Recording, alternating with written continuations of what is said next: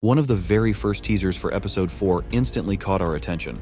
Alongside a sad Jax, Gangle's manager, and Zubul making her first appearance in an adventure, we noticed the absence of a key character from the amazing digital circus, Kinger. At first, it seemed like an error or oversight, but then the opening of the TADC cafe confirmed it. Kinger was entirely absent there too. Since it's evident that the cafe and episode 4 are connected, we can confidently say that Kinger won't take part in the upcoming adventure. However, this doesn't mean he'll be completely missing from the new episode. To understand this better, we need to look back at Zubul, who started a significant trend in the digital circus. Nobody likes your stupid adventures. Ha ha! Good one, Zubul. Ragatha's just too nice to say anything. Jax just likes to fight with everybody. Zubul worked through her trauma, and it became a key element of her episode. But the therapy Caine conducts with Kinger is likely to take a different approach. Based on some fan-made renders, it seems this will resemble a casual chat between two friends over a drink rather than a formal therapy session. And if you think Kinger's main issue is the loss of his wife, you'd be mistaken. That's a shallow interpretation of the situation. Caine's therapy session with Kinger will focus on something else, something deeper tied to those circumstances. Let's investigate further and uncover the true reason behind this new therapy session. We've all had a good laugh at Kinger's weird behavior, but not many people realize that he wasn't always like this. Long before the pilot episode, he was a pretty chill guy who went through something terrifying. But we'll get to that later. When the trio set out to find Kaufmo, most of them noticed a room that had a really strange character who looked a lot like Kinger. Almost a year ago, theories started popping up that it could be his wife, Queenie. But since her portrait on the door was crossed out, it became pretty clear that she shared Kaufmo's fate. Looking at everything Kinger did up until one of the last scenes of the 3rd episode, it was hard to believe he'd ever snap out of it. But in a conversation with Pomni, we finally figured out what pushed him over the edge into total madness. And trust me, that's just the tip of the iceberg of what we learned about Kinger in episode 3.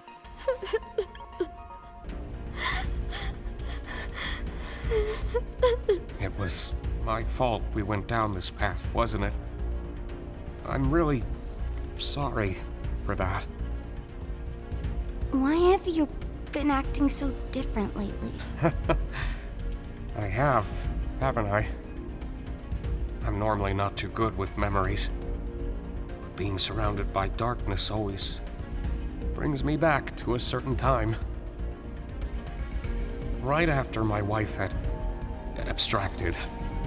I don't recall the exact string of events, but we both ended up in the fort together. And it was dark. The darkness seemed to calm her down a bit. The harsh, jagged edges smoothed out, and she didn't seem aggravated anymore. She wasn't the same as before, but she was calm enough to touch one last time before she got sent to the cellar. I'm always taken back to that moment when engulfed in darkness. You had a wife? Like, here in the circus? Yeah. She was funny, creative, really into entomology. I used to hate bugs, but she somehow got me to like them. It's not the most cheerful memory, but it's one I at least have control over. I know how I can feel in this circus. Sometimes it all just feels pointless. Yeah. But it's not. Not if you have people who care about you. Good memories can do a lot. Hold on to them. And cherish the people around you. You never know when they'll be gone. In this world, the worst thing you can do is make someone think they're not wanted or loved. I'm glad you're here with me. That's how we officially found out that Kinger really did have a wife, and he genuinely loved and respected her. We also got to hear some wise words from the now older Kinger, which will probably stick with Pomni. It also became clear why he's always building those strange pillow forts. It's a habit he developed after his wife's death, and only inside them does he feel safe. I couldn't help but think that Kinger doesn't really want things to change anymore. He probably prefers staying in the digital circus, where everything is familiar and makes sense to him. Returning to the real world in his current state would be a huge mistake, But did Kinger become this way only after Queenie's death? Or were there already signs of his madness before that tragic moment? Gooseworx officially told us that the third episode is focused on two characters, Zooble and Kinger, and it would be strange to sum up Kinger's story in a 2-minute conversation. In reality, Goose hit a huge clue for us that directly ties into Kinger, those tapes from Baron Mildenhall that Kinger kept playing and listening to very closely. Tuesday, December 4th. Although I had shot the creature multiple times in its vitals and severed its head to keep as a prize on my wall, my troubles were just beginning. I took my eyes off the body for what felt like only a minute, and when I looked back, the body was gone. The creature was not dead, and it would be back to reclaim what I'd taken from it. If anyone is listening to this, all I ask of you is one thing. Do not let the head out of your sight. You have been warned. Wow. Isn't it strange that Kinger was the one listening to those tapes, and in the end, we were shown Queenie as an abstracted monster? What if the story of the Baron is actually a reflection of Kinger's life in the digital circus long before the pilot episode, particularly his relationship with his wife? In the Baron's story, he talks about an angel, but in the digital circus that couldn't exist. So it's likely that the creature is a stand-in for the monster everyone turns into when they lose their mind.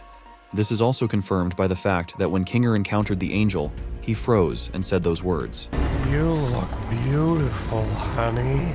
Most likely in the angel's mouth, he saw his wife, which further convinces us that the theory of the abstracted monster being a reference to the angel is absolutely true. Going back to the flashback scene, we see even more proof of my theory being right. Each character always sees the abstracted monster for the first time, and Kinger was no exception. He probably thought the digital circus was a happy place at first, until that initial encounter with the monster, which started all his problems. In his tale, the Baron mentions taking the head of the angel, and that was the source of his troubles.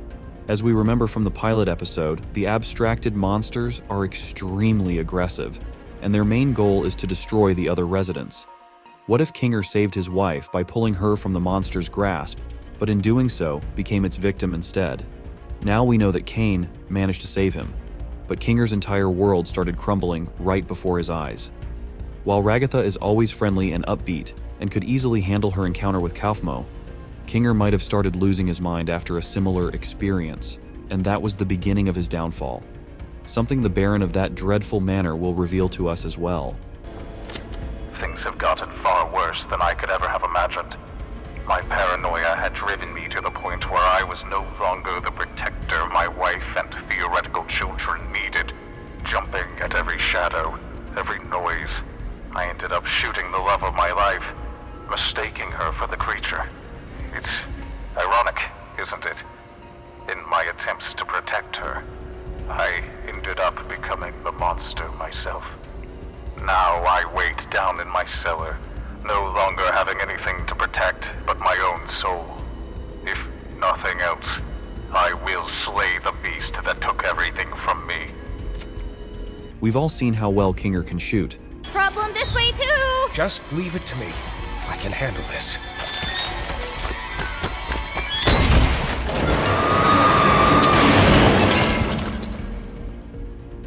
Well, that wasn't so bad. I think such a high skill level doesn't just happen overnight, so he must have known how to do this long before. In his story, the Baron mentions that he went so crazy that he started fearing every little sound and noise. Doesn't that remind you of someone? This fear eventually took over his mind and control to the point where he couldn't handle his emotions and confused his wife with the angel. It's also likely that, long before the pilot episode, using weapons was allowed in the digital circus since we saw them in both the second and third episodes. But after Kinger misused a weapon, Caine permanently removed it from the digital circus tent. Also, notice how carefully Kinger handled the shotgun when something terrible possessed Pomni. Instead of shooting, he started hitting the creature. This suggests that Kinger subconsciously remembers that moment with his wife, making him more cautious with the weapon. But you might say, in the digital circus, you can't die. And I agree with you. But imagine if your husband or wife were shooting at you, accompanied by intense paranoia. After going through that, Queenie couldn't keep her sanity and slowly started distancing herself from everyone, especially Kinger. Eventually, this led to her becoming that very abstracted monster, And now we understand why Kinger behaves so strangely 90% of the time.